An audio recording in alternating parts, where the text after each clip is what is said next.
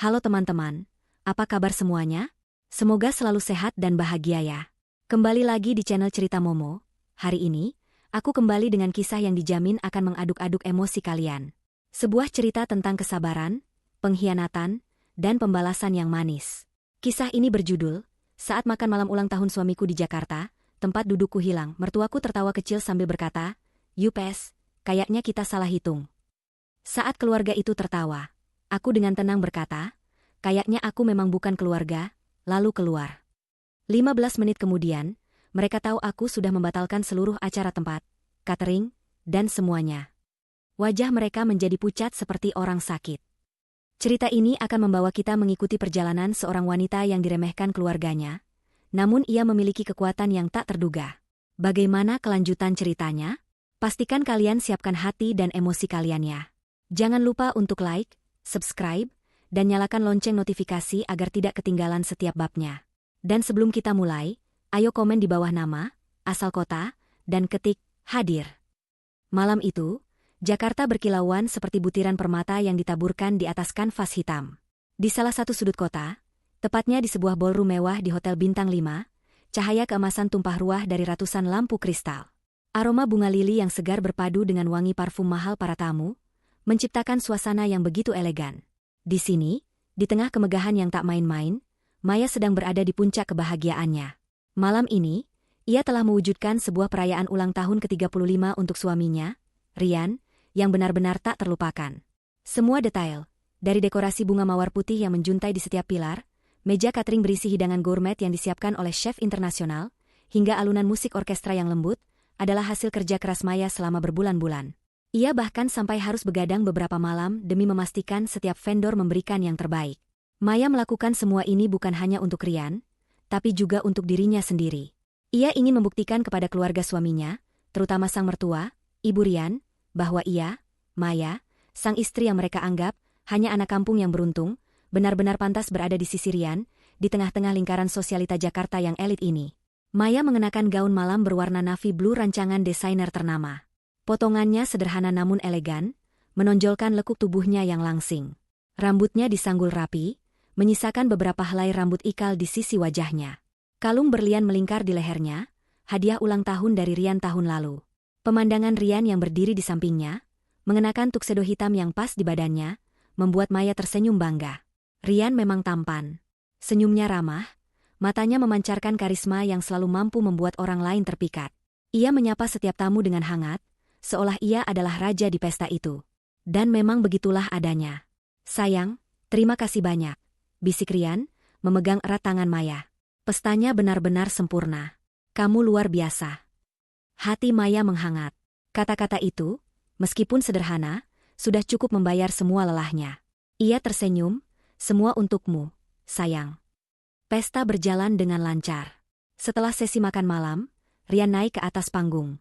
Ia memegang mikrofon dan menatap para tamu yang memenuhi ruangan. "Selamat malam semuanya, saya Rian. Terima kasih sudah datang di hari istimewa saya ini," ucapnya, suaranya terdengar merdu dan berwibawa.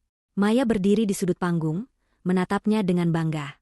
Rian melanjutkan pidatonya, mengucapkan terima kasih kepada rekan kerja, klien, dan yang paling penting, kepada keluarganya. Mata Rian menatap langsung ke arah ibunya, Ibu Rian, yang duduk di meja VIP. Ibu Rian tersenyum lebar, merasa bangga. Maya bisa melihat sorot mata Ibu Rian, senyum penuh kemenangan itu. Senyum yang selalu membuat Maya merasa kecil dan tidak berarti.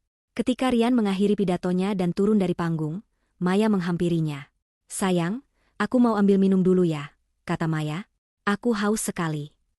Rian mengangguk. "Jangan lama-lama. Kita harus ke sana," menyapa Tuan Hartono. "Dia orang penting." Maya tersenyum dan berjalan menuju meja VIP tempat keluarga Rian duduk. Ada Ibu Rian, adik perempuan Rian yang bernama Siska, dan beberapa sepupu mereka. Meja itu penuh dengan tawa dan obrolan yang riuh. Maya mencoba mencari tempat kosong di meja itu untuk menaruh tas tangannya sebelum ke area minuman. Ia mengamati kursi yang tersisa, namun alangkah terkejutnya dia ketika ia tidak menemukan satupun kursi kosong di meja keluarga. Awalnya Maya berpikir ia salah lihat. Mungkin ada kursi yang tertutup taplak meja atau tersembunyi. Tapi tidak, semua kursi sudah terisi penuh. Bahkan kursi untuknya, yang seharusnya berada di samping Rian, sudah terisi oleh Siska. Kening Maya mengerut. "Siska, ini kursiku?" tanya Maya dengan hati-hati. Ia mencoba menjaga suaranya tetap tenang. Siska menoleh, matanya memancarkan kebingungan yang dibuat-buat. "Kursi? Oh, maaf, Kak. Ini kan kursi untukku." "Ibu yang bilang," jawab Siska santai, melirik ke arah Ibu Rian. Maya menatap Ibu Rian, yang baru saja selesai menyesap jus jeruknya. Ibu Rian meletakkan gelasnya dengan anggun dan menatap Maya dengan senyum yang tidak sampai ke mata. Senyum itu terasa seperti belati yang menusuk. "Ada apa, Maya? Kamu kok berdiri saja?" tanya Ibu Rian, nadanya santai, seolah tidak ada masalah sama sekali. Jantung Maya berdebar kencang. Ia mencoba menenangkan dirinya. Bu, kursi saya, di mana ya?" Seketika itu juga, tawa kecil Ibu Rian pecah. Tawa yang renyah namun dingin. Tawa itu menyebar ke sepupu dan keluarga yang lain. Mereka semua menahan tawa, namun ekspresi mereka jelas menunjukkan betapa geli mereka melihat Maya. "UPS, kayaknya kita salah hitung," kata Ibu Rian dengan suara yang cukup lantang, seolah-olah itu adalah lelucon paling lucu di dunia. Keluarga di meja itu tertawa. Wajah mereka dipenuhi ejekan dan kepuasan. Dunia Maya seakan berhenti berputar. Selama ini, ia selalu bersabar menghadapi perlakuan dingin Ibu Rian. Sindiran, ejekan, dan pandangan meremehkan. Tapi kali ini, di pesta yang ia siapkan dengan segenap jiwa raganya, di depan begitu banyak orang penting, ia dipermalukan begitu kejam. Kursinya, tempat yang seharusnya menjadi haknya sebagai istri dari laki-laki yang berulang tahun, telah diambil. Dan mereka semua menertawakannya. Rian, yang baru saja selesai berfoto dengan beberapa klien, berjalan menghampiri meja. Ia melihat Maya berdiri, sementara keluarganya tertawa. "Kenapa, sayang? Kok tidak duduk?" tanya Rian, tidak menyadari apa yang sebenarnya terjadi. Ia terlalu fokus pada dirinya sendiri. Maya menatap Rian, matanya berkaca-kaca. Ia melihat Rian yang seolah tak peduli, yang hanya fokus pada perannya sebagai tuan rumah. Hati Maya hancur. Bukan hanya karena perlakuan mertuanya, tapi juga karena sikap Rian. "Sepertinya saya tidak perlu duduk, Mas," jawab Maya, suaranya bergetar, namun ia berusaha keras mengendalikan emosinya. Ia mengalihkan pandangannya dari Rian, menatap satu persatu wajah keluarga itu yang masih tersenyum mengejek. "Kenapa tidak duduk? Kamu kan istriku. Ayo cari kursi lain." Rian mulai kesal. Maya menggeleng pelan. Ia menarik napas dalam-dalam. Semua sakit hati, semua kekecewaan, semua hinaan yang selama ini ia telan, kini mendidih dalam dirinya. Ia memandang Ibu Rian yang masih tersenyum puas. Maya lalu menatap Rian, suaminya. Pria yang selama ini ia cintai dengan tulus, pria yang ia dukung dalam setiap langkahnya. Bahkan saat ia harus mengeluarkan uang tabungan pribadi untuk membantu modal bisnisnya. Semua itu demi Rian. Demi menjadi istri yang sempurna bagi Rian, demi bisa diterima di keluarga ini. Tapi kini, di hadapan mereka semua, ia merasa seperti orang asing. Dengan suara yang begitu tenang, begitu datar, hingga membuat tawa keluarga itu perlahan-lahan mereda, Maya mengucapkan kalimat yang sudah ia simpan di dalam hatinya. Kalimat yang muncul dari kepedihan yang paling dalam. "Kayaknya aku memang bukan keluarga." Seketika, tawa itu menghilang. Ruangan yang tadinya riuh mendadak hening. Semua mata tertuju pada Maya. Para tamu yang kebetulan lewat ikut terdiam. Ibu Rian, yang tadinya tertawa, kini membeku. Senyumnya pudar. Ia menatap Maya dengan mata melotot, tidak percaya dengan apa yang baru saja ia dengar. Rian juga terkejut. "Apa maksudmu, Maya? Jangan mengada-ada." Maya mengabaikan Rian. Ia hanya menatap wajah mereka semua satu persatu. Ia melihat kekagetan di wajah mereka, melihat kebingungan dan bahkan sedikit rasa takut. Mereka tidak pernah melihat Maya yang seperti ini. Maya yang tenang, Maya yang tidak bergetar, Maya yang tidak menangis. Perlahan, dengan anggun dan kepala tegak, Maya berbalik. Ia tidak menoleh lagi ke arah mereka.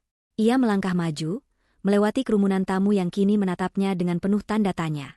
Setiap langkahnya terasa berat, namun ia tidak berhenti. Ia berjalan keluar dari ballroom itu, meninggalkan cahaya, tawa, dan semua kemewahan yang ia ciptakan sendiri. Suara musik orkestra masih terdengar samar-samar di telinganya. Saat ia tiba di luar gedung hotel, angin malam yang dingin menyapu wajahnya. Angin itu terasa seperti tamparan, menyadarkannya dari mimpi yang selama ini ia bangun. Ya, ia memang bukan bagian dari keluarga itu. Dan malam ini, ia menyadari hal itu dengan cara yang paling menyakitkan. Maya mengeluarkan ponselnya dari tas tangan. Matanya memandang daftar kontak yang ada di sana. Ia tidak menangis. Matanya kering, tetapi hatinya terasa hampa dan sakit. Ia membuka kontak pertama, menghubungi pihak event organizer yang selama ini ia ajak kerjasama. Suara di seberang telepon terdengar ceria. "Halo, Mbak Maya. Ada apa ya? Acaranya lancar kan?" "Iya, Pak. Lancar. Saya mau minta tolong, Pak," kata Maya, suaranya terdengar begitu tenang. Terlalu tenang, hingga membuat lawan bicaranya sedikit bingung. "Tolong batalkan semuanya. Semua pembayaran, semua yang sudah saya lunasi. Batalkan semuanya." "Maksudnya, Mbak?" tanya si event organizer, tidak mengerti. "Tolong batalkan seluruh acara, sekarang juga. Jangan ada satupun yang tersisa," kata Maya. "Tapi, Mbak, acara masih berlangsung. Bayarannya sudah masuk. Saya akan bayar ganti rugi 100% dari kontrak yang sudah disepakati, bahkan lebih." "Batalkan sekarang juga," tegas Maya. Si event organizer terdiam. Ia mengerti. Ia pernah mendengar cerita tentang Maya, istri yang sangat kaya dari Rian, tetapi tidak pernah ia menyangka bahwa Maya bisa sedingin ini. "Baik, Mbak. Akan saya laksanakan sekarang," jawabnya. Setelah menutup telepon, Maya menghubungi vendor catering, lalu vendor dekorasi, dan semua vendor lainnya yang ia sewa. Ia memberikan perintah yang sama, dengan ketenangan yang sama, dan jawaban yang sama. Mereka semua terkejut. Maya hanya berdiri di sana, di luar ballroom, menatap gemerlap kota Jakarta. Ia bisa membayangkan ekspresi wajah Rian dan keluarganya ketika mereka tahu bahwa pesta yang baru saja ia tinggalkan, kini telah lenyap. Semua yang mereka nikmati, semua kemewahan yang mereka banggakan, akan hilang dalam hitungan menit. Wajah mereka akan menjadi pucat. Sangat pucat. Suara pintu ballroom yang tertutup dengan dentuman lembut, seolah menjadi penutup bagi pertunjukan drama yang baru saja terjadi. Di dalam ruangan, keheningan mencekam. Tawa yang tadi riuh kini lenyap, digantikan oleh bisikan-bisikan dan tatapan bingung para tamu. Semua mata tertuju pada meja VIP, di mana Rian dan keluarganya masih terpaku di tempat duduk mereka, wajah mereka seputih kertas. Ucapan Maya, "Kayaknya aku memang bukan keluarga," masih menggema di telinga mereka, menusuk hingga ke relung hati. Ibu Rian adalah orang pertama yang memecah keheningan. "Rian? Istri macam apa dia itu? Berani-beraninya dia mempermalukan kita di depan umum." Suaranya terdengar seperti desisan ular, penuh amarah yang tertahan. Rian, yang masih berdiri seperti patung, menoleh pada ibunya. Ekspresi kagetnya perlahan berubah menjadi kemarahan. "Mama, apa yang Mama lakukan sampai Maya mengatakan hal seperti itu?" tanyanya balik, suaranya naik 1 oktav. Ibu Rian terkejut. Aku hanya bercanda. Aku hanya ingin membuatnya sedikit kaget. Dia terlalu sombong belakangan ini, Rian. Aku hanya ingin dia ingat posisinya." "Posisi apa, Ma? Dia istriku. Dia yang sudah susah payah menyiapkan pesta ini." Rian merasa dadanya sesak. Ia mencoba menghubungi ponsel Maya, tetapi tidak ada jawaban. Panggilan itu langsung masuk ke kotak suara. Panik mulai merayap di benaknya. Ia tidak peduli dengan perasaan Maya, ia hanya peduli pada reputasinya. Ini ulang tahunnya, pesta yang ia nantikan. Dan sekarang, di depan semua rekan bisnis dan klien penting, istrinya sendiri pergi dengan sikap dingin dan merusak suasana. Namun, di tengah-tengah kebingungan dan debat keluarga yang mulai memanas, sesuatu yang aneh mulai terjadi. Alunan musik orkestra yang tadinya mengalun lembut tiba-tiba berhenti. Pemain orkestra, satu persatu, meletakkan alat musik mereka. Lampu sorot di panggung perlahan meredup. Para pelayan yang tadinya sibuk menyajikan makanan, kini mulai mengumpulkan piring dan gelas kosong. Suasana pesta yang tadinya hangat dan penuh kemeriahan, mendadak terasa dingin dan asing. Seorang asisten dari event organizer berjalan ke arah Rian dan keluarganya. Pria itu tampak canggung, namun wajahnya menunjukkan keseriusan. "Maaf, Tuan Rian," katanya sopan. Kami harus mengakhiri acara ini sekarang." Mata Ibu Rian membulat. "Apa maksudmu? Acara masih berlangsung. Lihat, para tamu masih di sini." Asisten itu menunduk. "Kami mohon maaf, Nyonya. Tapi klien kami, Nyonya Maya, telah meminta kami untuk mengakhiri kontrak dan membatalkan semua layanan. Pembayaran sudah diselesaikan dan ada denda tambahan untuk pembatalan mendadak ini. Jadi, kami tidak bisa melanjutkan." Kata-kata itu bagaikan palu yang menghantam kepala Rian dan keluarganya. Merekalah yang seharusnya menjadi klien. Acara ini untuk Rian. Mereka tidak percaya dengan apa yang mereka dengar. "Ini tidak masuk akal," teriak Rian, suaranya menggema. "Saya suaminya. Saya yang membayar semua ini. Asisten itu mengangkat kepalanya, menatap Rian dengan tatapan tulus namun tegas. Maaf, Tuan. Tapi Nyonya Maya yang menandatangani kontrak dan mengurus semua pembayaran. Kami bekerja di bawah arahan beliau. Sejak awal, beliau yang membayar semua layanan ini. Dan beliau juga sudah menghubungi semua vendor lain, dari catering, dekorasi, sampai sound system. Semuanya sudah dibatalkan. Siska, adik Rian, yang tadinya hanya diam, kini ikut menimbrung. Tapi, itu tidak mungkin. Kak Maya mana punya uang sebanyak itu? Dia cuma ibu rumah tangga. Asisten itu tersenyum kecil, senyum yang mengandung arti yang dalam. Anda mungkin tidak tahu, Nyonya, katanya dengan suara tenang, tapi Nyonya Maya adalah pemilik mayoritas saham di perusahaan kami, Eventindo. Beliau adalah salah satu investor terbesar kami. Kami hanya menjalankan perintah dari beliau. Bagai disambar petir di siang bolong. Wajah Rian dan keluarganya langsung berubah pucat pasi. Tidak hanya pucat, tetapi juga kosong. Otak mereka seakan berhenti bekerja. Maya, pemilik Eventindo, perusahaan yang memegang 80% pangsa pasar untuk acara-acara mewah di Jakarta, perusahaan yang mereka banggakan, karena telah mengurus acara keluarga mereka selama bertahun-tahun. Maya, istri yang selama ini mereka anggap remeh, wanita yang mereka cemooh sebagai anak kampung, dan hanya menumpang hidup dari Rian. Rasa panik yang sesungguhnya mulai menjalar. Para tamu mulai bergegas pergi, ada yang menatap meja Rian dengan kasihan, ada pula yang berbisik-bisik, menertawakan kehancuran yang begitu nyata di depan mata mereka. Ruangan yang tadinya ramai kini menjadi sepi. Piring-piring yang masih berisi makanan lezat mulai dibawa pergi. Lampu-lampu kristal satu persatu dimatikan, hanya menyisakan cahaya remang-remang yang suram. Rian menjatuhkan diri kembali ke kursinya. Rambutnya berantakan, dan tuxedo mahalnya terasa seperti beban berat. Ia menatap ruang kosong di sampingnya, tempat yang seharusnya diduduki Maya. Pikirannya melayang. Ia ingat semua hal yang pernah Maya lakukan untuknya. Setiap kali ia butuh modal untuk bisnisnya yang nyaris bangkrut, Maya selalu ada. Ia selalu punya uang dari tabungan pribadinya. Maya tidak pernah mengungkit dari mana uang itu berasal. Rian selalu berpikir, itu hanya uang tabungan dari orang tuanya di kampung, yang ia gunakan untuk berinvestasi saham kecil-kecilan. Tapi, apakah itu benar? Rian ingat, Maya selalu sangat tertutup tentang latar belakang keluarganya. Ia hanya mengatakan keluarganya di kampung, tidak lebih. Rian tidak pernah peduli. Ia terlalu sibuk dengan bisnisnya, dengan ambisinya, dan dengan pergaulan sosialitanya. Ia terlalu sibuk menganggap Maya sebagai pelengkap hidupnya saja, seorang wanita yang bisa ia pamerkan di depan teman-temannya, tapi yang tidak ia anggap setara di depan keluarganya. Ia selalu menganggap dirinya yang paling penting. Ia yang tampan, ia yang berpendidikan tinggi, ia yang pantas mendapatkan semua kemewahan ini. Tapi sekarang, ia mulai curiga. Apakah selama ini ia hanya boneka? Rian menoleh pada ibunya. Ibu Rian juga sama-sama membeku. Matanya kosong. Raut wajahnya dipenuhi rasa malu, marah, dan ketakutan. Ibu Rian tidak peduli dengan uang.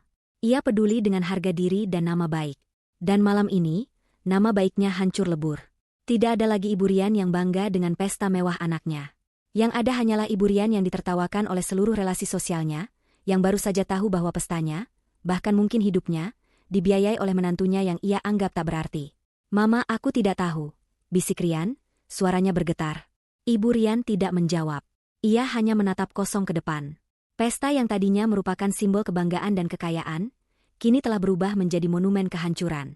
Meja-meja yang sudah kosong, kursi-kursi yang ditumpuk oleh staf, dan bunga-bunga mawar yang mulai layu di tengah remang-remang lampu.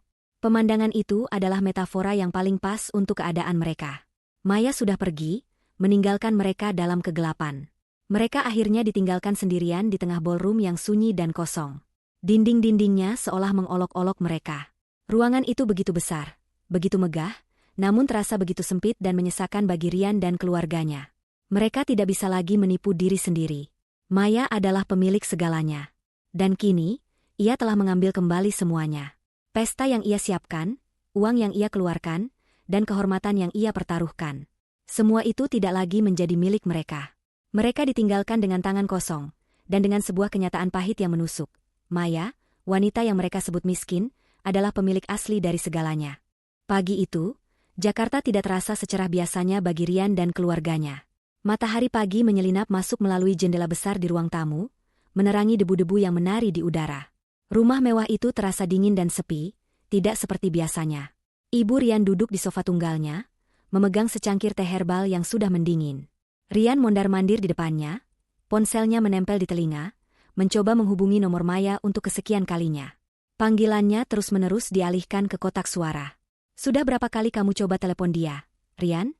bentak Ibu Rian, suaranya serak karena marah. Dia sengaja tidak mau mengangkatnya. "Wanita itu pasti puas sekarang, setelah mempermalukan kita semua." "Aku tidak peduli tentang itu, Ma. Kita harus tahu apa yang sebenarnya terjadi." Rian frustrasi, melempar ponselnya ke sofa. Dia bilang dia pemilik Eventindo. Tapi itu tidak masuk akal. Bagaimana mungkin? Mungkin dia berbohong. Mungkin dia hanya ingin menakut-nakuti kita. Siska, adik Rian, yang baru saja turun, ikut berbicara. Namun, di dalam hati Rian dan Ibu Rian, ada keraguan yang menakutkan. Asisten event organizer itu tampak begitu yakin. Apalagi, tak lama setelah Maya pergi, para vendor benar-benar menghentikan segalanya. Itu bukan lelucon. Itu adalah perintah yang dikeluarkan oleh seseorang yang memiliki otoritas penuh. Rian lalu mencoba menghubungi pihak bank. Ia mencoba bertanya tentang rekening Maya. Butuh waktu lama dan proses berbelit-belit, tetapi akhirnya Rian mendapatkan konfirmasi. Bukan, Maya tidak memiliki rekening di bank itu. Ia memiliki puluhan rekening di bank-bank swasta terkemuka, baik di dalam maupun luar negeri. Ia adalah salah satu nasabah VIP mereka, dengan portofolio investasi yang nilainya membuat Rian dan keluarganya ternganga. Portofolio investasi di sektor properti, saham di bidang teknologi, kepemilikan di beberapa startup. "Rian, apa-apaan ini?" bisik Ibu Rian, matanya terbelalak tak percaya saat Rian menunjukkan laporan yang didapatkannya dari kenalan di bank. Rasa takut mulai menggantikan kemarahan mereka. Bukan hanya Eventindo, tapi juga banyak aset lain yang tak mereka duga. Selama ini, mereka hidup dalam gelembung kepalsuan. Mereka mengira Rian adalah sosok yang berkuasa, tetapi mereka tidak tahu bahwa sesungguhnya, mereka hanyalah bagian dari permainan catur yang dimainkan oleh Maya. "Kita harus temui dia sekarang juga," perintah Ibu Rian. "Kita tidak bisa membiarkan ini. Tidak mungkin semua aset itu miliknya. Pasti ada yang salah." Mereka melacak keberadaan Maya melalui pengacara pribadi Rian, yang ternyata juga mengenal Maya dengan sangat baik. Maya sedang berada di kantornya. Kantornya? Rian dan keluarganya tidak tahu Maya memiliki kantor. Mereka hanya tahu Maya sering pergi ke pertemuan klien atau proyek baru, tetapi mereka tidak pernah benar-benar peduli. Mereka pikir itu hanya kegiatan sosialita biasa. Mereka pun bergegas menuju alamat yang diberikan. Sebuah gedung perkantoran megah dan modern menjulang di kawasan bisnis Jakarta. Ketika mereka masuk, resepsionis menyambut mereka dengan ramah. "Selamat datang di PT Cakrawala Investama," katanya. Rian dan keluarganya tidak pernah mendengar nama itu sebelumnya. Mereka menyebutkan nama Maya, dan seketika itu juga resepsionis itu menunduk hormat. Nyonya Maya sudah menunggu di lantai 20. Lantai 20. Sebuah lantai eksekutif, yang berisi kantor-kantor para pimpinan tertinggi perusahaan. Jantung Rian berdegup kencang. Pikirannya kosong. Semua yang ia pikir ia miliki, semua yang ia banggakan, seolah-olah ditarik dari bawah kakinya. Mereka akhirnya tiba di sebuah ruangan dengan pintu besar terbuat dari kaca buram. Rian mendorong pintu itu dan melihat Maya sedang duduk di balik meja kerjanya yang luas, dengan pemandangan kota Jakarta sebagai latar belakangnya. Ia tampak begitu tenang, begitu berkuasa, jauh berbeda dari Maya yang mereka kenal selama ini. "Selamat pagi," sapa Maya, tanpa ekspresi. "Saya tahu kalian akan datang." "Apa-apaan ini, Maya?" Rian langsung menggebrak meja. "Apa maksud semua ini? Apa kau yang membayar semua asetku selama ini? Kantor ini milik siapa? Siapa kau sebenarnya?" Maya tidak bergeming. Ia mengambil sebuah map coklat, membuka, dan meletakkannya di atas meja. "Duduklah, Rian. Ada banyak hal yang perlu kalian ketahui." Ibu Rian duduk, tetapi dengan tatapan sinis. "Kami tidak butuh penjelasan. Kami butuh jawaban. Kenapa kau mempermalukan kami seperti ini?" Maya tersenyum tipis, senyum yang tak menjangkau matanya. "Saya hanya membalas. Malam itu, kalian menertawakan saya karena saya tidak punya kursi. Padahal kalian duduk di kursi yang saya bayar." Maya lalu menunjuk map coklat di atas meja. "Silakan baca. Itu adalah laporan keuangan dari perusahaan yang kamu pimpin, Rian. PT Anugerah Jaya Abadi." Rian dan Ibu Rian langsung membeku. PT Anugerah Jaya Abadi adalah perusahaan Rian, perusahaan yang ia banggakan. Rian mengambil map itu dengan tangan gemetar. Ia membuka dan membaca isinya. Matanya melotot. Laporan itu menunjukkan bahwa selama 3 tahun terakhir, perusahaan itu terus-menerus mengalami kerugian besar. Bahkan, pada satu titik, nyaris bangkrut. Ini tidak mungkin. Ini laporan palsu, teriak Rian. Tidak, Rian. Itu laporan keuangan yang asli, jawab Maya tenang. Perusahaanmu sudah bangkrut bahkan sebelum kamu mengenalku. Aku yang membeli perusahaan itu, menyuntikkan modal, dan membuat namanya besar seperti sekarang. Aku menempatkanmu sebagai CEO karena kamu adalah suamiku. Rian merasa seolah dadanya tertusuk. Ia menatap Maya, tidak percaya. Kau berbohong. Aku yang bekerja keras siang dan malam untuk perusahaan itu. Kerja keras apa, Rian?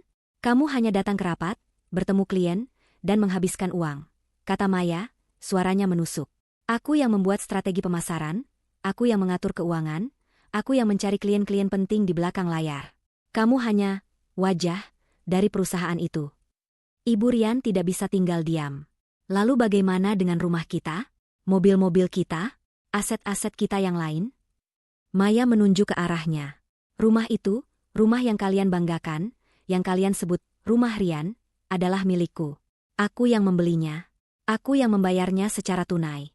Mobil-mobil mewahmu, juga atas namaku. Ibu Rian terhuyung. Ia merasa lututnya lemas. Ia tidak bisa membantah. Ia ingat bahwa setiap kali Rian ingin membeli sesuatu yang mahal, Maya selalu yang mengurus pembayarannya. Ibu Rian selalu berpikir, itu adalah uang Rian yang diberikan pada Maya untuk diatur. Ia tidak pernah berpikir bahwa uang itu adalah uang Maya sendiri. Kamu benar-benar tidak punya apa-apa, Rian. Kamu hanya berada di dalam hidupku. Kamu hanya menumpang di hidupku. Lanjut Maya, suaranya tanpa emosi. Aku menutupi semua ini dari kalian karena aku ingin kalian mencintaiku apa adanya, bukan karena harta. Aku ingin kalian menganggapku sebagai bagian dari keluarga kalian. Tapi kalian hanya menertawakanku. Rian menjatuhkan map itu. Tangannya gemetar. Ia tidak bisa berkata-kata. Ia menatap Maya, yang duduk di singgasananya, di kursi kebesarannya. Ia melihat wanita yang selama ini ia anggap remeh. Seorang wanita yang selalu tersenyum, sabar, dan mendukungnya. Ia tidak pernah tahu, di balik semua itu, ada kekuatan dan kekayaan yang tak terbatas. Maya, aku minta maaf, bisik Rian, suaranya penuh penyesalan. Aku tidak tahu. Aku bersumpah aku akan berubah. Maya menggeleng.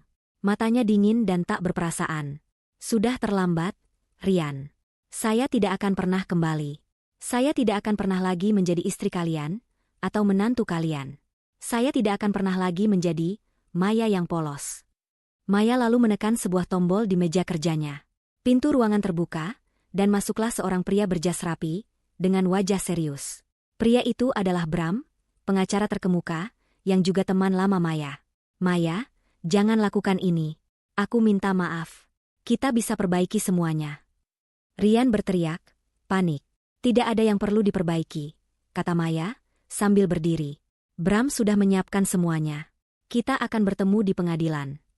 Rian dan keluarganya memandang Bram dengan tatapan bingung dan ketakutan.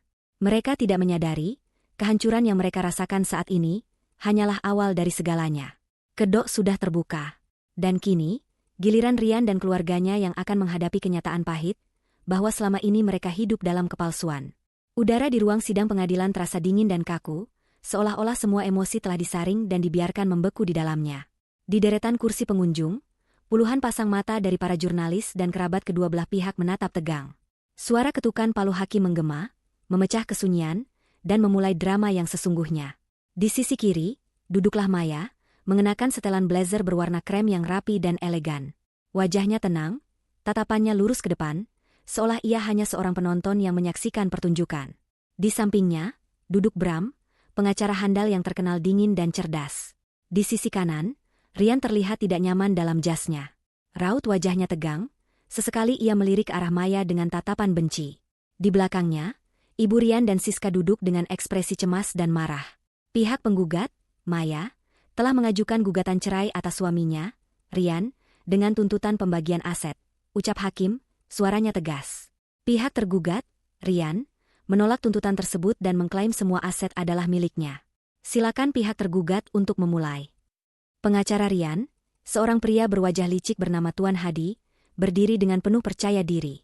Yang mulia hakim, katanya dengan suara lantang, klien saya, Rian, adalah sosok yang sangat berprestasi. Ia membangun bisnisnya dari nol, bekerja keras siang dan malam, dan membeli semua aset yang ada dengan keringatnya sendiri. Maya, istrinya, hanyalah seorang ibu rumah tangga yang tidak memiliki sumber penghasilan. Ini adalah kasus pembagian harta yang tidak adil.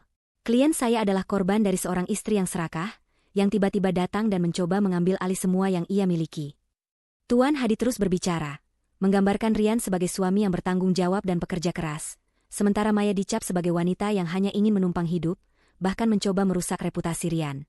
Ibu Rian di belakangnya mengangguk-angguk setuju, menatap Maya dengan senyum penuh kemenangan. Maya tidak bergeming. Ia tahu semua itu adalah kebohongan. Ia melihat bagaimana Tuan Hadi dengan mahir memutarbalikkan fakta, membuat Rian terlihat seperti pahlawan. Hatinya tidak lagi terasa sakit, melainkan sebuah keyakinan yang kuat. Mereka bisa mencoba membohongi semua orang di ruangan ini, tetapi mereka tidak bisa membohongi bukti yang telah ia kumpulkan. Setelah Tuan Hadi selesai, kini giliran Bram yang berdiri. Aura Bram terasa berbeda. Ia tidak berapi-api, suaranya tenang, tetapi setiap katanya memiliki bobot yang berat. Yang mulia hakim, Bram memulai. Kami tidak akan membuang waktu dengan drama. Kami akan langsung ke intinya. Pihak tergugat mengklaim semua aset adalah miliknya. Kami punya bukti yang akan membantah klaim tersebut. Bram menunjuk seorang asistennya, yang kemudian menyalakan proyektor. Gambar pertama yang muncul di layar adalah akta-akta kepemilikan. Ini adalah akta kepemilikan rumah yang mereka tinggali. Tertulis dengan jelas nama Maya. Tanggal pembeliannya adalah 2 bulan sebelum pernikahan mereka. Pembayaran dilakukan secara tunai. Seketika itu juga, bisikan-bisikan riuh mulai terdengar di antara para pengunjung. Wajah Rian memucat, sementara Ibu Rian terkejut. Tuan Hadi langsung berdiri. Keberatan, Yang mulia. Ini akta yang meragukan. Klien saya tidak pernah tahu tentang ini. Silakan duduk, Tuan Hadi. Biarkan penggugat melanjutkan, kata hakim tegas. Bram melanjutkan, satu persatu. Ia menunjukkan akta kepemilikan mobil-mobil mewah yang terdaftar atas nama Maya. Akta kepemilikan tanah di berbagai lokasi strategis. Bahkan, sertifikat saham di beberapa perusahaan besar yang ternyata selama ini dimiliki oleh Maya. Semua aset ini dibeli dan didanai sepenuhnya oleh Nyonya Maya. Bukan oleh Rian, kata Bram, suaranya tetap datar. Dan ini adalah dokumen yang paling penting. Bram menunjukkan laporan keuangan dan akta kepemilikan PT Anugerah Jaya Abadi, perusahaan yang dipimpin oleh Rian. Laporan itu menunjukkan kerugian besar selama bertahun-tahun, sebelum akhirnya tiba-tiba mengalami lonjakan keuntungan drastis. Di slide berikutnya, muncul data transfer dana dalam jumlah besar dari rekening pribadi Maya ke rekening perusahaan Rian, tepat di masa-masa sulit itu. Yang mulia, kata Bram, PT Anugerah Jaya Abadi nyaris bangkrut. Nyonya Maya menyelamatkannya dengan uangnya sendiri, membelinya, dan menunjuk Rian sebagai CEO sebagai hadiah pernikahan. Rian tidak memiliki saham mayoritas, ia hanyalah seorang karyawan dengan gaji fantastis. Seluruh ruangan terdiam. Semua mata tertuju pada Rian, yang kini menunduk, wajahnya merah padam karena malu. Ia tidak bisa lagi bersembunyi. Semua kebohongan yang ia bangun selama ini, semua kepura-puraan bahwa ia adalah pebisnis sukses, kini hancur di depan mata semua orang. Ibu Rian di belakangnya menangis pelan, tidak percaya bahwa putranya selama ini hanya bermain di perusahaan yang bukan miliknya. Bram lalu melangkah maju, tangannya memegang beberapa lembar kertas. Sebagai bukti tambahan, kami juga memiliki rekaman video dari pesta ulang tahun Rian semalam. Tuan Hadi protes. Keberatan. Apa hubungannya video ini dengan kasus ini? Video ini menunjukkan secara jelas bagaimana klien saya dipermalukan di depan umum oleh keluarganya sendiri, bahkan oleh suaminya, kata Bram. Perlakuan tidak adil ini, ditambah dengan manipulasi fakta, adalah dasar dari gugatan cerai yang kami ajukan. Hakim mengangguk, dan rekaman video diputar. Di layar besar, terlihat jelas bagaimana Ibu Rian tertawa dan berkata, UPS, kayaknya kita salah hitung. Dan bagaimana Maya, dengan tenang, berbalik dan pergi setelah mengatakan, kayaknya aku memang bukan keluarga. Para tamu yang melihat video itu kini menatap Rian dan keluarganya dengan pandangan jijik. Mereka tidak menyangka bahwa Rian dan keluarganya bisa sekotor itu. Rian mengangkat kepalanya, matanya dipenuhi air mata kemarahan. Ia menatap Maya, seolah-olah ia ingin menembus Maya dengan tatapannya. Ia merasa dikhianati, padahal dialah yang selama ini berbohong dan memanfaatkan Maya. Yang mulia, kata Bram lagi, suaranya kini lebih keras. Perlu kami sampaikan bahwa Maya dan PT Cakrawala Investama sudah membatalkan semua pembayaran dan semua acara dari klien yang terindikasi memiliki hubungan tidak adil terhadap Maya.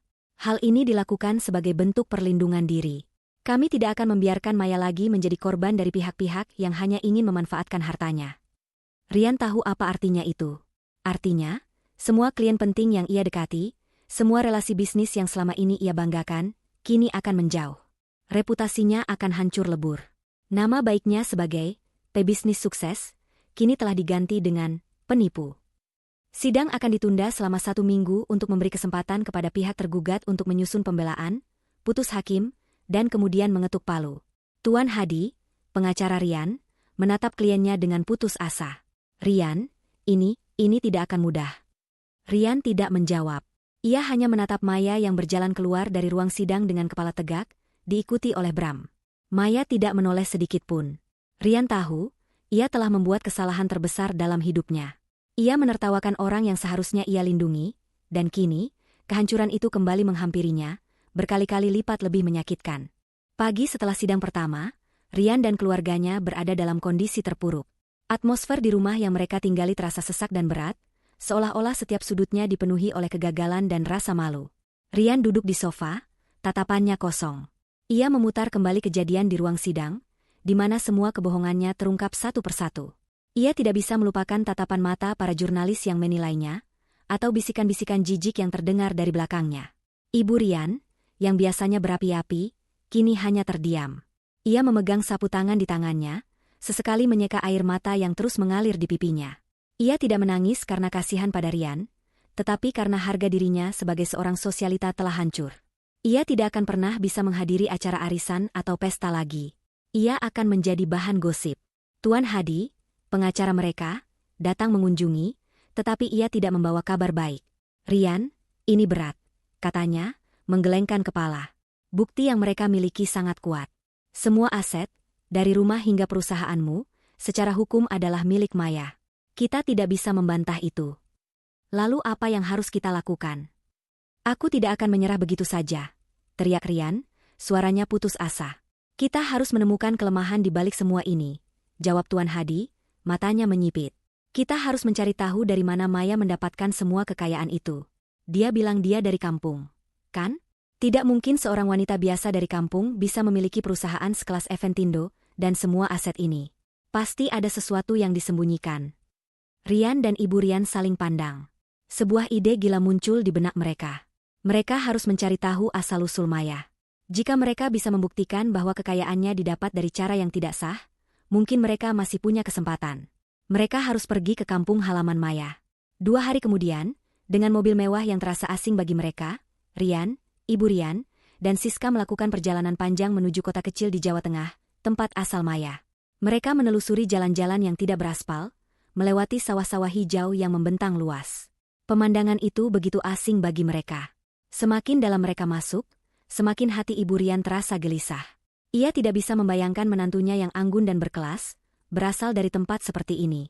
Mereka akhirnya tiba di sebuah desa yang asri. Pemandangannya begitu damai, jauh dari hiruk-pikuk Jakarta.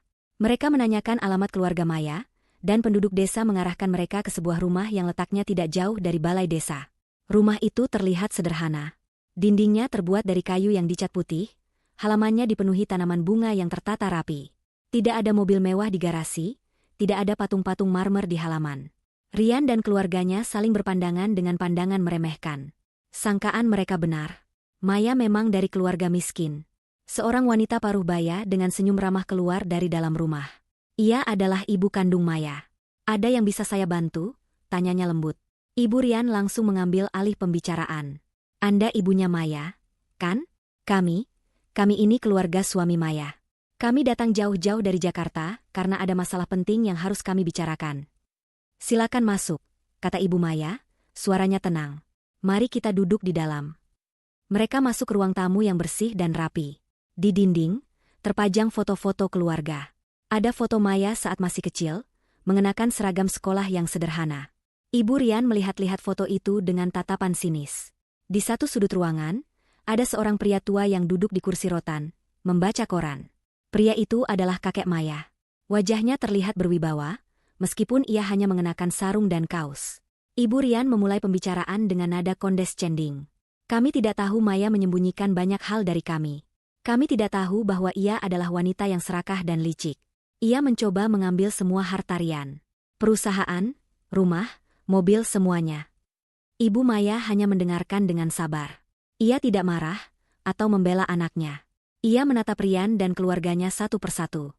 Apa kalian pikir Maya adalah wanita yang serakah? Tanyanya dengan suara tenang.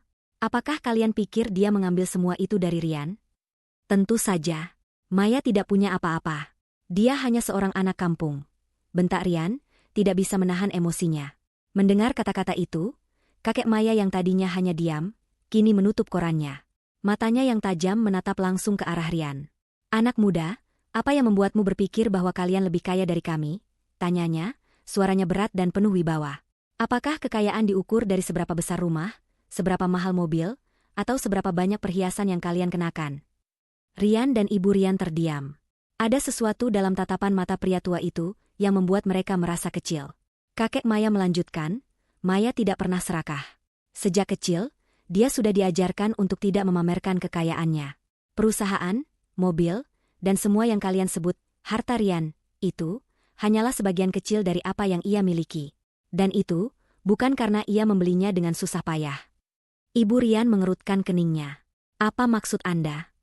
Keluarga kami, kata kakek Maya, adalah pemilik dari banyak perusahaan besar di negara ini. Sebagian besar orang tidak tahu. Kami hidup sederhana karena kami tidak pernah menganggap kekayaan materi sebagai hal yang paling penting. Kami mengajarkan anak-anak kami untuk hidup mandiri dan berjuang dari nol, agar mereka tahu bagaimana rasanya. Rian dan keluarganya terkejut. Mereka menatap kakek Maya dengan tatapan tak percaya. Rian, yang selalu bangga dengan perusahaan startupnya, kini merasa bodoh. Ia merasa sangat bodoh. Semua relasi dan klien yang selama ini ia banggakan, semua itu mungkin saja adalah perusahaan yang dimiliki oleh keluarga Maya. Maya bekerja dari bawah. Dia mendirikan Eventindo, bukan karena ia butuh uang, tetapi karena ia ingin membuktikan dirinya sendiri. Ia menyuntikkan uang ke perusahaan Rian bukan karena kasihan, tetapi karena ia melihat potensi di dalam perusahaan itu, dan ia ingin memberimu kesempatan. Kakek Maya menatap Rian. Tapi kamu malah menertawakannya, merendahkannya, dan bahkan mencoba mengambil kembali apa yang memang sudah menjadi miliknya. Air mata Rian mengalir di pipinya. Ia merasa malu, sangat malu. Selama ini, ia menganggap dirinya sebagai pria terpenting di dalam hubungan itu, pria yang memberikan segalanya untuk Maya. Padahal, ia hanyalah menantu yang numpang hidup, yang tidak tahu apa-apa. Yang kalian sebut harta, Rian, adalah wasiat dari neneknya Maya. Lanjut Ibu Maya, suaranya kini bergetar. Kakek Maya adalah salah satu pendiri dari perusahaan keluarga kami. Semua kekayaan itu diturunkan kepada Maya, bukan dalam bentuk uang tunai, tetapi dalam bentuk aset dan saham perusahaan. Kami tidak pernah mengumumkannya secara resmi, karena kami tidak ingin anak-anak kami menjadi serakah dan malas. Rian dan keluarganya terdiam. Mereka tidak bisa berkata-kata. Tuan Hadi, pengacara mereka, yang ikut menemani, juga terdiam. Rencana mereka untuk menemukan kelemahan Maya kini hancur lebur. Mereka tidak menemukan kelemahan. Mereka menemukan kebenaran yang jauh lebih memalukan dari apapun yang pernah mereka bayangkan. Mereka kembali ke Jakarta dengan hati yang hancur. Bukan karena mereka tidak mendapatkan apa-apa, tetapi karena mereka menyadari betapa bodohnya mereka. Mereka menertawakan orang yang seharusnya mereka hormati. Mereka mencoba mencuri dari orang yang bisa membeli mereka berkali-kali lipat. Dan kini, mereka harus menghadapi konsekuensi dari perbuatan mereka. Perjalanan kembali dari kota kecil di Jawa Tengah terasa jauh lebih panjang dan menyesakan daripada saat mereka berangkat. Mobil mewah yang mereka tumpangi seolah-olah berubah menjadi peti mati yang bergerak, dipenuhi oleh keheningan yang mematikan. Rian, Ibu Rian, dan Siska tidak lagi saling menyalahkan. Semua amarah dan kesombongan mereka telah luruh, digantikan oleh kekosongan yang memilukan. Realitas yang mereka temukan di kampung Maya terasa seperti pukulan telak yang membuat mereka tidak bisa lagi berdiri tegak. Selama ini, mereka mencoba mencari kelemahan dari seorang wanita yang bisa membeli dan menjual seluruh dunia mereka. Betapa bodohnya mereka. Sesampainya di rumah, mereka menemukan Tuan Hadi, pengacara mereka, sudah menunggu. Wajahnya keras dan tatapannya penuh kekecewaan. Bagaimana? Tanyanya tanpa basa-basi. Ibu Rian menunduk. Kami salah, Tuan Hadi. Maya bukan dari keluarga miskin. Mereka sangat kaya. Mereka adalah pemilik dari banyak perusahaan di Jakarta. Tuan Hadi menutup matanya, menghela napas panjang. Kenapa kalian tidak jujur dari awal? Bentaknya. Jika saya tahu Maya adalah pemilik PT Cakrawala Investama dan PT Anugerah Jaya Abadi, saya tidak akan pernah mengambil kasus ini. Sekarang kita tidak punya amunisi apapun. Rian merasa seolah-olah ia dihantam. Ia menyadari betapa buruknya keadaan mereka. Semua kartu sudah di tangan Maya. Mereka tidak punya kesempatan. Pukul 10 pagi, hari di mana sidang kedua dijadwalkan. Rian dan keluarganya datang ke pengadilan. Atmosfernya berbeda dari sidang pertama. Tidak ada lagi sorotan kamera wartawan yang memburu. Hanya ada beberapa jurnalis yang datang. Mereka semua sudah tahu bahwa kasus ini sudah bisa ditebak hasilnya. Rian duduk di kursinya, tatapannya kosong. Ia tidak lagi peduli. Kebanggaan, kebohongan, dan kesombongan yang dulu membalutnya, kini sudah hilang. Ia hanya merasa lelah. Ketika hakim memulai sidang, Tuan Hadi berdiri. Namun, sebelum ia sempat mengucapkan sepatah kata pun, Rian memotongnya. Yang mulia, saya ingin bicara, ucap Rian, suaranya pelan dan bergetar. Tuan Hadi menatapnya, terkejut. Ibu Rian juga menatapnya dengan panik. Rian, apa yang kau lakukan? Bisiknya. Namun, Rian tidak peduli. Ia hanya ingin semua ini berakhir. Ia ingin rasa sakit ini berhenti. Yang mulia, kata Rian, menatap hakim. Saya mengaku. Semua aset yang dibacakan di sidang pertama, rumah, mobil, dan perusahaan yang saya pimpin, semuanya memang milik Maya. Saya tidak memiliki klaim hukum apapun atas aset-aset tersebut. Ruangan itu hening. Tuan Hadi langsung menjatuhkan dirinya ke kursi, tidak percaya. Ibu Rian menutup mulutnya dengan tangan, matanya melotot. Siska meneteskan air mata. Mereka tidak percaya Rian akan mengakui semuanya. Maya, yang duduk di seberang, menatap Rian dengan ekspresi yang tak terbaca. Ada sedikit rasa sedih di matanya. Ia telah memenangkan segalanya, tetapi ia juga telah kehilangan semua yang pernah ia cintai. Yang mulia, kata Bram, berdiri. Dengan pengakuan dari pihak tergugat, saya rasa gugatan cerai dan pembagian aset bisa segera diputuskan. Hakim mengangguk. Apakah ada yang ingin disampaikan lagi dari pihak penggugat? Maya berdiri. Ia tidak menatap Rian, melainkan menatap hakim. Suaranya tenang, namun penuh emosi yang dalam. Yang mulia, saya hanya ingin mengatakan bahwa saya menikahi Rian bukan karena hartanya, tetapi karena saya mencintainya. Saya ingin menjadi bagian dari keluarganya, tetapi mereka tidak pernah memberi saya kesempatan. Saya diam, saya sabar, saya berkorban, berharap suatu saat mereka akan menerima saya. Saya rela menjadi sosok yang dianggap bodoh dan miskin demi bisa melihat mereka bahagia. Tapi mereka justru menertawakan saya, menganggap saya tidak berharga. Saya hanya ingin satu hal, keadilan. Saya tidak akan mengambil apa yang bukan milik saya, tetapi saya juga tidak akan membiarkan apa yang sudah menjadi hak saya, diambil oleh orang-orang yang tidak menghargai saya. Maya menatap Rian dan keluarganya sejenak, tatapannya penuh dengan kepedihan. Kemudian ia kembali menatap hakim. Dan saya tidak akan pernah menoleh ke belakang. Saya hanya ingin memulai hidup baru. Hakim mengetukkan palu. Berdasarkan bukti-bukti yang kuat, dan pengakuan dari pihak tergugat, pengadilan mengabulkan gugatan cerai. Hak asuh anak jatuh kepada Maya. Semua aset yang terdaftar atas nama Maya, secara hukum, sepenuhnya adalah milik Maya. Keputusan ini final dan tidak dapat diganggu-gugat. Rian merasa dunia di sekelilingnya runtuh. Ia resmi bercerai. Ia kehilangan segalanya. Sore itu juga, Maya mengirimkan kurir ke rumah mereka dengan sebuah amplop. Di dalamnya ada surat dari pengacara Maya yang menyatakan bahwa mereka harus mengosongkan rumah dalam waktu 24 jam. Perusahaan Rian, yang kini diketahui oleh publik telah bangkrut dan hanya dijalankan dengan uang Maya, otomatis akan dibubarkan. Rian tidak lagi memiliki pekerjaan. Keputusasaan melanda. Ibu Rian menangis histeris. Ia tidak bisa menerima kenyataan bahwa ia akan kehilangan semua yang ia miliki. Rian, kau dengarkan? Ini semua salahmu. Aku benci kau. Aku benci wanita itu, teriaknya, memukuli dada Rian. Rian tidak bergeming. Ia hanya duduk di lantai ruang tamu, menatap foto-foto pernikahan mereka yang kini terasa sangat ironis. Ia melihat foto Maya yang tersenyum bahagia, dan ia menyadari betapa bodohnya ia. Ia telah mengkhianati orang yang paling mencintainya, orang yang telah memberikan segalanya untuknya. Dan kini, ia akan kehilangan semua itu. Malam harinya, Rian dan keluarganya terpaksa mengemasi barang-barang mereka. Mereka tidak bisa membawa banyak. Hanya beberapa tas berisi pakaian dan dokumen. Rian memandang rumah itu untuk terakhir kalinya. Rumah yang begitu besar, begitu indah. Namun kini, rumah itu terasa dingin dan asing. Seperti hidupnya sendiri, yang kini terasa hampa. Mereka keluar dari rumah dengan tangan kosong, kecuali sebuah mobil tua milik Siska yang tidak berharga. Mereka meninggalkan mobil mewah, perhiasan, dan semua barang-barang berharga yang selama ini mereka banggakan. Rian memandang kaca spion, melihat rumah itu perlahan-lahan menjauh.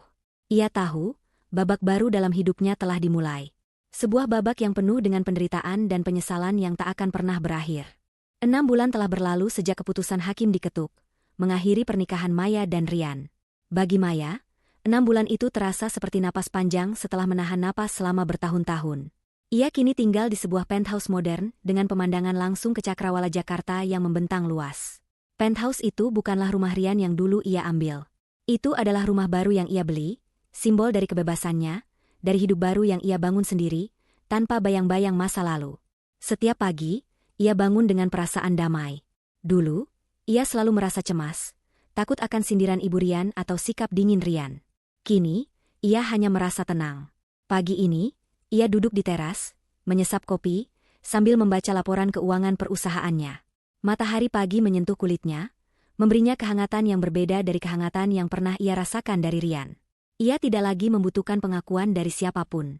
Ia sudah memilikinya, dari dirinya sendiri. Hidup Maya kini penuh. Ia tidak lagi hanya seorang ibu rumah tangga. Ia adalah CEO dari PT Cakrawala Investama, perusahaan yang menjadi payung bagi banyak bisnis suksesnya. Ia bekerja dengan semangat, bertemu klien, dan memimpin rapat dengan percaya diri. Bram, pengacaranya, yang kini juga menjadi sahabatnya, adalah orang yang paling mengerti perjalanannya. Suatu sore, Bram datang ke pentousenya. Mereka duduk di teras, menikmati angin senja. "Kamu terlihat sangat bahagia, Maya," kata Bram, tersenyum. Maya membalas senyumannya. "Aku tidak pernah merasa sebahagia ini, Bram. Selama ini, aku selalu merasa hidupku adalah sebuah pertunjukan. Aku harus berpura-pura menjadi istri yang sempurna, menantu yang patuh. Sekarang, aku bisa menjadi diriku sendiri." "Bagaimana dengan mereka?" tanya Bram, hati-hati. Ia tahu Maya tidak ingin membicarakan mereka, tetapi ia merasa Maya perlu tahu, jika hanya untuk meyakinkan dirinya bahwa ia telah membuat keputusan yang benar. Maya menoleh, tatapannya tenang. "Aku tidak mengikuti kabar mereka, Bram. Apakah mereka baik-baik saja?" Bram menghela napas. Rian kehilangan segalanya. Perusahaannya resmi ditutup. Rumahnya sudah kita ambil alih. Dia, Ibu Rian, dan Siska, sekarang tinggal di sebuah apartemen kecil. Dia kesulitan mencari pekerjaan. Semua koneksi bisnis yang ia miliki sudah menjauhinya. Reputasinya hancur. Dulu ia adalah pebisnis sukses, kini ia adalah penipu yang numpang hidup. Mendengar itu, Maya tidak menunjukkan kepuasan. Ia hanya merasa sedih. Sedih melihat orang yang pernah ia cintai, kini menjadi seperti itu. "Aku tidak pernah berniat untuk menghancurkan mereka, Bram. Aku hanya ingin mereka tahu, aku tidak bisa lagi diperlakukan seperti itu. Aku hanya ingin keadilan." "Kamu sudah mendapatkannya, Maya," kata Bram, meyakinkan. "Seluruh Jakarta sekarang tahu siapa kamu sebenarnya." Berita tentang wanita kaya raya yang merendahkan dirinya demi cinta menjadi viral.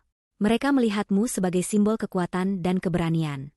Sementara itu, Rian dan keluarganya, mereka dipandang sebagai orang-orang yang sombong dan berhati busuk.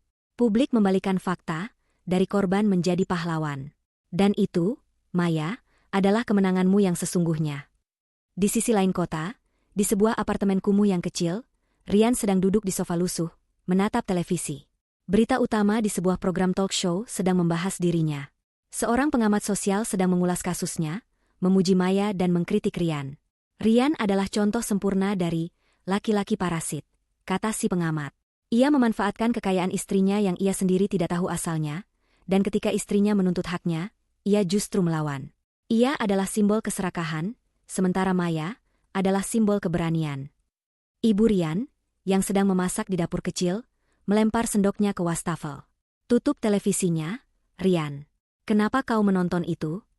Apa kau tidak malu?" teriaknya. Rian tidak menjawab. Ia hanya menatap layar televisi, wajahnya kosong. Ia mengingat hari di mana ia duduk di sebuah ballroom yang mewah, menertawakan istrinya. Ia mengingat betapa sombongnya ia, betapa bangganya ia dengan semua yang ia miliki. Ia tidak pernah tahu, semua itu hanya titipan. Sekarang, ia tidak memiliki apa-apa. Sore itu, Rian memberanikan diri untuk keluar. Ia berjalan-jalan di sebuah pusat perbelanjaan. Ia ingin mencoba melupakan semua penderitaan yang ia rasakan. Tiba-tiba, matanya terpaku pada sebuah restoran mewah. Di balik jendela kaca, ia melihat seorang wanita duduk di sebuah meja, tertawa lepas bersama seorang pria parubaya yang dikenalnya. Bram, pengacara Maya. Wanita itu adalah Maya. Maya terlihat begitu cantik. Rambutnya dibiarkan tergerai, ia mengenakan gaun putih yang sederhana namun elegan. Ia tidak mengenakan perhiasan mahal, hanya sebuah kalung kecil yang berkilau. Tawa lepasnya, yang selama ini tidak pernah Rian dengar, terdengar begitu tulus. Maya terlihat begitu bahagia. Rian membeku di tempatnya. Ia melihat kebahagiaan yang hilang. Ia melihat seorang wanita yang ia buang, seorang wanita yang seharusnya menjadi miliknya. Maya kini berada di puncak kesuksesannya, hidup dalam kedamaian dan kebahagiaan, sementara ia berada di dasar kehancuran. Air mata Rian mengalir di pipinya. Itu bukan air mata kemarahan, tetapi air mata penyesalan. Penyesalan yang mendalam. Ia menyadari, ia tidak hanya kehilangan harta, ia juga kehilangan cinta. Ia kehilangan satu-satunya orang yang benar-benar mencintainya, dan yang ingin ia lindungi. Ia berbalik dan berjalan pergi, tanpa tujuan. Setiap langkahnya terasa seperti beban. Ia tidak tahu kemana ia harus pergi. Ia hanya tahu satu hal. Ia telah menghancurkan hidupnya sendiri, dan tidak ada cara untuk kembali. Maya sudah memulai hidup barunya. Sementara Rian, ia masih terjebak dalam penyesalan yang tak berujung. Hidup adalah roda yang berputar. Dulu, Rian berada di puncak, bergelimang kemewahan dan dipuja banyak orang. Kini, ia berada di titik terendah, bergelut dengan realitas yang brutal. Pagi hari Rian tidak lagi dimulai dengan menyantap sarapan yang disiapkan koki di meja marmer, melainkan dengan terburu-buru mengenakan seragam lusuh untuk bekerja sebagai buruh di gudang. Otot-ototnya yang dulu terbiasa memegang setir mobil mewah kini, harus mengangkat tumpukan kotak berat. Setiap tetes keringatnya terasa seperti air mata penyesalan. Di apartemen kumuh yang mereka tinggali, suasana selalu tegang. Ibu Rian tidak henti-hentinya menggerutu. Lihat, Rian. Gara-gara kau, kita harus tinggal di tempat kotor seperti ini. Aku tidak bisa lagi bertemu dengan teman-temanku. Mereka semua menertawakanku. Hentikan, Ma. Ini semua bukan salahku sendiri. Ini salah kita semua. Balas Rian, suaranya lelah. Salah apa? Bentak Ibu Rian. Aku hanya ingin yang terbaik untukmu. Aku ingin kamu memiliki istri yang setara denganmu. Bukan wanita licik seperti dia. Rian memejamkan mata. Ia sudah lelah dengan semua perdebatan ini. Mereka tidak akan pernah mengakui kesalahan mereka. Ia tahu, satu-satunya alasan mereka berada di sini adalah karena keangkuhan mereka. Mereka menertawakan orang yang seharusnya mereka hargai. Suatu sore, saat Rian sedang menunggu bus di halte, sebuah mobil mewah berhenti di sampingnya. Jendelanya terbuka dan seorang pria yang dulu merupakan rekan bisnisnya, tersenyum sinis. Hei, Rian. Sudah lama tidak bertemu. Bagaimana kabarmu? Aku dengar sekarang kamu jadi buruh. Ya? Dulu kamu sombong sekali. Hebat, ya, rasanya jadi orang miskin. Rian hanya bisa menunduk, menahan amarah dan malu yang mendidih di dalam dirinya. Pria itu tertawa puas, lalu menginjak pedal gas, meninggalkan Rian dalam kepedihan. Malam itu, setelah pulang kerja, Rian melihat Ibu Rian sedang duduk di sofa, memegang ponselnya. Senyum tipis terukir di bibirnya. Rian, aku punya ide, katanya. Kenapa kau tidak mencoba menemui Maya? Mintalah maaf padanya. Katakan kau menyesal. Aku yakin, ia tidak akan tega melihatmu seperti ini. Ia itu wanita yang baik. Mungkin ia akan memaafkanmu, dan kita bisa kembali hidup seperti dulu. Jantung Rian berdegup kencang. Sebuah harapan palsu, yang begitu manis, muncul di benaknya. Benar juga. Maya adalah wanita yang lembut hati. Ia pasti tidak akan tega melihatnya menderita. Ia bisa meminta maaf. Ia bisa berjanji untuk berubah. Ia bisa meyakinkan Maya untuk kembali bersamanya. Bagaimana kau bisa begitu yakin, Ma? Tanya Rian. Tentu saja. Perempuan mana yang tidak luluh jika laki-laki yang dicintainya datang dan memohon? Ingat, dulu dia sangat mencintaimu, Rian. Pergilah dan temui dia. Ini adalah satu-satunya kesempatan kita untuk kembali ke kehidupan yang layak. Rian setuju. Ia tidak punya pilihan lain. Ia harus mencoba. Ia menghubungi Bram, pengacara Maya, memohon-mohon agar Bram membantunya bertemu Maya. Awalnya Bram menolak, tetapi setelah Rian terus-menerus memohon, akhirnya Bram setuju. Bram memberi Rian alamat kantor pusat PT Cakrawala Investama dan jadwal rapat Maya. 2 hari kemudian, dengan pakaian terbaik yang masih ia miliki, Rian datang ke gedung perkantoran mewah itu. Jantungnya berdebar kencang. Ia merasa gugup, tetapi juga optimis. Ia naik ke lantai 20, tempat kantor Maya berada. Resepsionis menyambutnya dengan tatapan merendahkan, seolah tahu siapa Rian sebenarnya. Ia duduk di ruang tunggu, menanti Maya. 1 jam berlalu, tetapi Maya tidak kunjung datang. Rian mulai putus asa. Ia tahu, Maya sengaja menguji kesabarannya. Tiba-tiba, pintu di depannya terbuka. Maya keluar dari ruang rapat bersama beberapa eksekutif lain. Ia terlihat begitu anggun dan berkuasa. Maya tidak mengenakan gaun mewah, hanya setelan blazer yang profesional, tetapi auranya begitu kuat. Maya menatap Rian, tatapannya tidak menunjukkan emosi apapun. Ia meminta para eksekutif itu untuk pergi, dan kemudian mengundang Rian masuk ke kantornya. Kantor itu sama persis seperti yang Rian lihat saat ia datang untuk menuntut jawaban dulu. Bedanya, kali ini, ia yang berada di posisi yang lemah. "Mau apa kau datang ke sini, Rian?" tanya Maya, suaranya dingin. Rian menelan ludah. Ia mencoba tersenyum, tetapi senyum itu terasa kaku.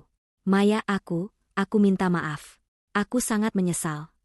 Ia lalu mulai berbicara. Ia berbicara tentang penderitaannya, tentang kesulitan hidupnya, tentang bagaimana ia merindukan kehidupan lamanya. Ia berbicara tentang Ibu Rian yang terus-menerus menyalahkannya. Ia berbicara tentang bagaimana ia menyadari betapa bodohnya ia, dan bagaimana ia tidak bisa hidup tanpanya. Maya hanya diam, mendengarkan. Tatapannya tidak berubah. Setelah Rian selesai, Maya mengambil napas dalam-dalam. "Rian," katanya, "kamu datang ke sini, memohon padaku. Tapi, apakah kamu benar-benar menyesal?"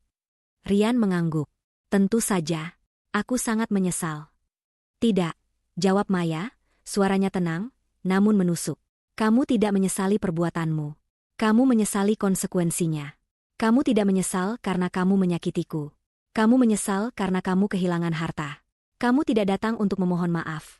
Kamu datang untuk memohon kembali hartamu." Rian terdiam. Ia tidak bisa membantah. Maya benar. Ia tidak datang karena ia mencintai Maya. Ia datang karena ia tidak bisa menerima kenyataan bahwa ia kini hidup dalam kemiskinan. "Rian," lanjut Maya, "dulu aku mencintaimu. Aku ingin menjadi bagian dari keluargamu. Aku rela berkorban. Tapi kamu menertawakanku, kamu mempermalukanku, kamu menganggapku tidak berharga. Kamu bilang aku bukan bagian dari keluargamu. Aku setuju. Dan sekarang, aku juga tidak lagi menjadi bagian dari hidupmu. Semua sudah berakhir. Tidak ada lagi kesempatan." Mendengar kata-kata itu, hati Rian hancur. Harapan palsu yang ia pupuk, kini hancur berkeping-keping. Ia menatap Maya, yang kini berdiri dan membukakan pintu untuknya. Itu adalah isyarat bahwa percakapan ini sudah selesai. Rian keluar dari kantor itu dengan langkah gontai. Ia masuk ke dalam lift, dan menekan tombol ke lantai dasar. Di dalam lift, ia melihat bayangannya di cermin. Ia melihat seorang pria yang gagal, seorang pria yang tidak memiliki apa-apa. Ia melihat bayangan seorang pengecut. Ia tidak bisa lagi menipu dirinya sendiri. Ia telah kalah. Ia kalah karena kebodohannya sendiri. Dan kekalahannya ini adalah kekalahan yang paling menyakitkan yang pernah ia rasakan. Waktu adalah obat terbaik bagi luka, dan bagi Maya, waktu telah menyembuhkan segalanya. 1 tahun berlalu sejak ia resmi bercerai dari Rian. 6 bulan setelah ia meninggalkan semua drama, Maya pindah ke sebuah rumah baru yang lebih besar. Bukan sebuah rumah yang mencolok atau mewah, tetapi sebuah villa di pinggir kota yang asri, dikelilingi taman yang indah. Di sini, ia menemukan kedamaian yang sejati. Di sini, ia bisa menjadi dirinya sendiri, tanpa harus berpura-pura menjadi orang lain. Maya tidak lagi hanya dikenal sebagai istri Rian. Ia dikenal sebagai Maya, wanita sukses yang membangun bisnisnya sendiri.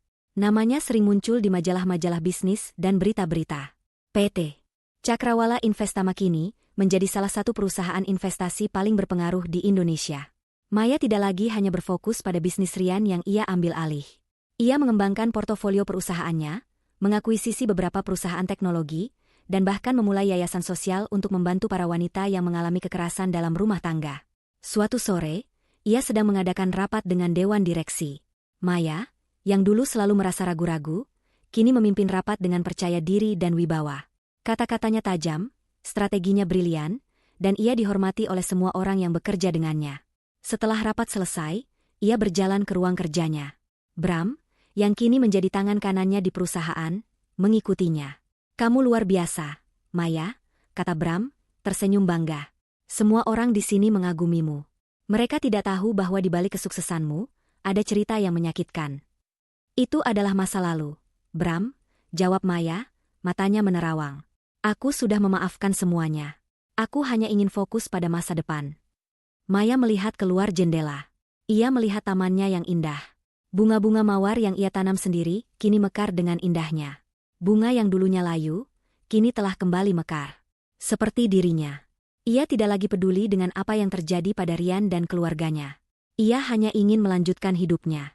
Di sisi lain kota, kehidupan Rian, Ibu Rian, dan Siska telah mencapai titik terendah. Mereka telah diusir dari apartemen yang mereka sewa. Mereka tidak memiliki apa-apa lagi. Uang mereka habis. Mereka kini tinggal di sebuah kamar sewaan kecil yang kotor dan pengap.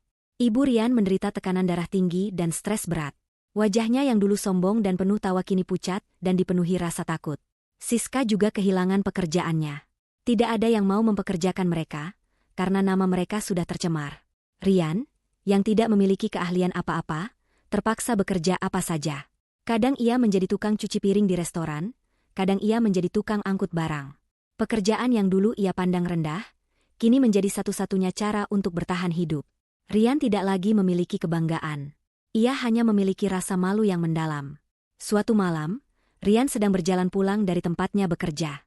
Ia melintasi jalan raya yang ramai, dan tiba-tiba, sebuah mobil mewah melintas di depannya dan berhenti. Itu adalah mobil sport yang sangat mahal. Rian memandang mobil itu, dan ia tahu, hanya orang-orang yang sangat kaya yang bisa memilikinya.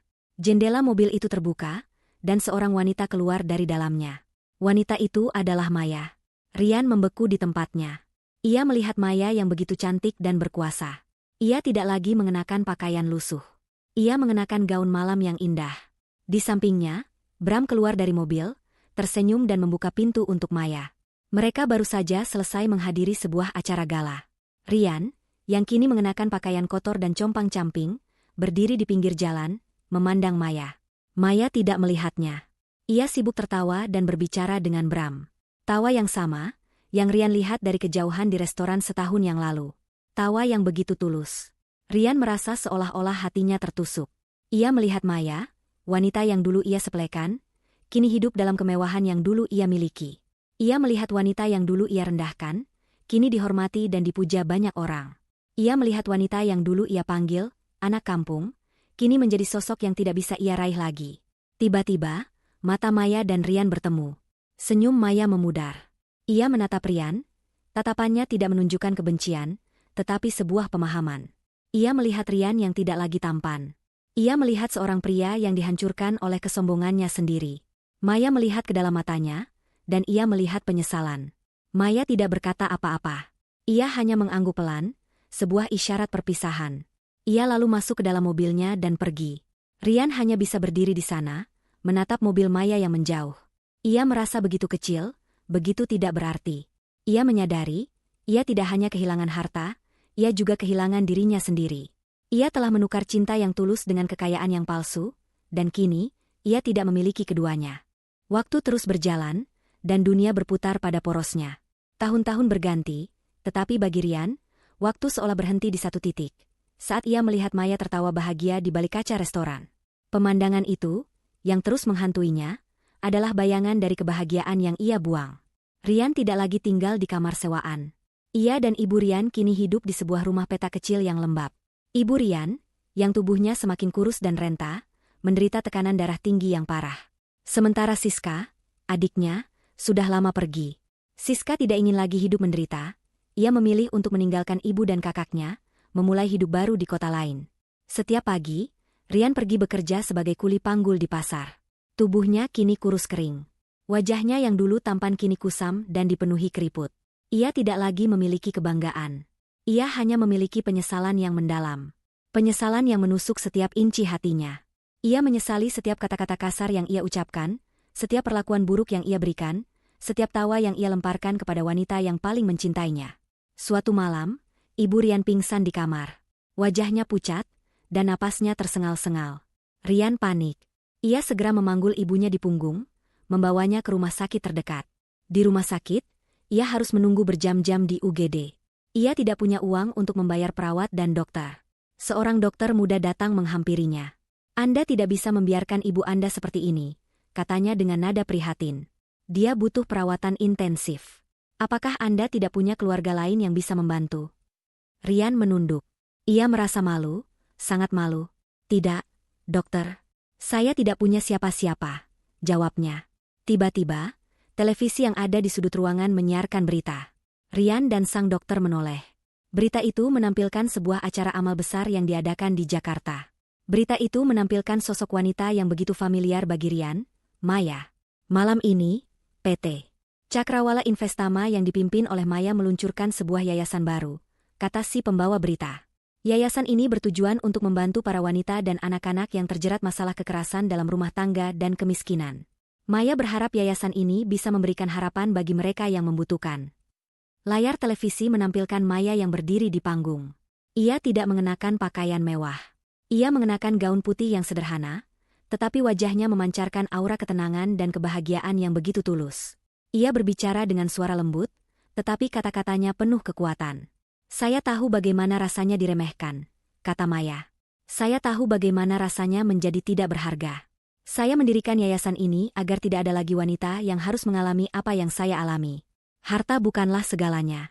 Cinta dan kebaikan adalah harta yang sesungguhnya." Melihat itu, jantung Rian berdegup kencang. Ia tidak merasakan kemarahan, tetapi sebuah penyesalan yang begitu besar.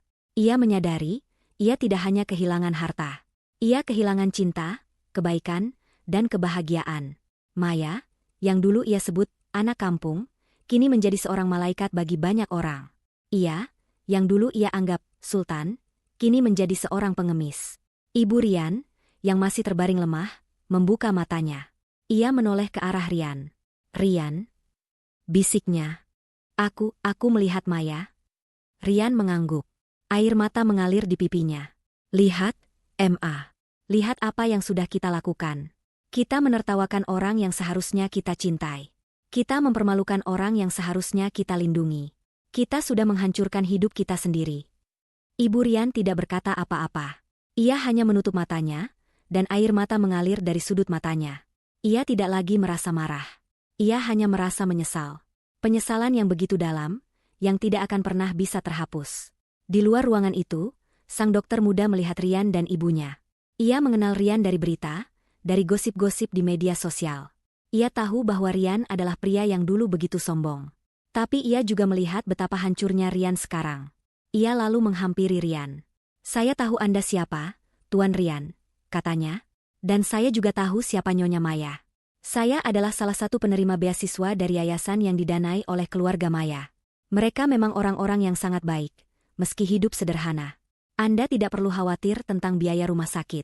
Semuanya akan diurus oleh Yayasan Bunga Harapan milik Nyonya Maya." Rian mengangkat kepalanya, tidak percaya. Kenapa Maya?" bisiknya. "Nyonya Maya tidak tahu tentang ini," jawab sang dokter. "Ini adalah kebijakan yayasan. Kami harus membantu siapapun yang membutuhkan. Ini adalah visi yang ia tanamkan." Rian tidak bisa lagi menahan air matanya. Ia menangis terseduh-seduh. Ia menangisi semua kebodohannya. Ia menangisi semua kesombongannya. Ia menangisi semua yang telah ia buang. Maya, wanita yang ia buang, kini kembali membantunya. Dan ini adalah pukulan yang paling menyakitkan dari segalanya. Malam itu, Rian kehilangan segalanya. Hartanya, keluarganya, dan harga dirinya. Tetapi ia juga menemukan satu hal, penyesalan. Penyesalan yang tak berujung, yang akan menghantuinya seumur hidup. Ia tidak mendapatkan akhir yang bahagia. Ia mendapatkan akhir yang pantas ia dapatkan. Hidup Rian dan keluarganya tidak pernah kembali normal. Mereka harus bekerja keras, hidup dalam kesulitan, dan setiap hari mereka dihantui oleh penyesalan yang mendalam. Mereka melihat kesuksesan Maya dari jauh, melihatnya bahagia, dan mereka menyadari bahwa mereka telah melakukan kesalahan terbesar dalam hidup mereka. Maya, di sisi lain, menemukan kebahagiaan seutuhnya. Ia tidak lagi mencari cinta dari seorang pria. Ia menemukan kebahagiaan dalam dirinya sendiri. Ia fokus pada perusahaannya, yayasan sosialnya, dan orang-orang yang mencintainya dengan tulus. Ia berhasil mendapatkan kebahagiaan yang sesungguhnya, bukan dari harta, tetapi dari hati. Ia adalah bunga yang kembali mekar, sementara Rian, ia adalah bunga yang layu, selamanya berada dalam bayang-bayang penyesalan yang tak berujung.